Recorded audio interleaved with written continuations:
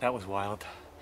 I went up this morning to another farm where I was yesterday morning, where I missed, and went there. There was no goblins, so I flew out to this farm, got in here, set up.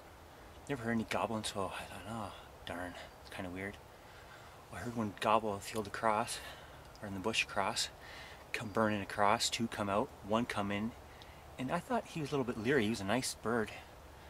He kind of circled the tent, and then all of a sudden I seen 6 come down at the far end, and they just started running, and I thought, oh, 6 jakes. I see why this guy's kind of leery. Coming in with 6 toms all together, probably all 2.5-year-olds. So I and then watched them fight for a while, and they wanted up the decoys, but let them work away, and I shot the one tom right off. He was trying to breed my hen, so let's go take a look. A beauty bird.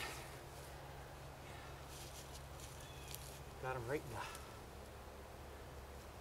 in the neck. Snapped it right off. Gosh, the blade laying in there. Those Magnus bullheads. Nice thing about them, no tracking at all. Wow, beauty bird.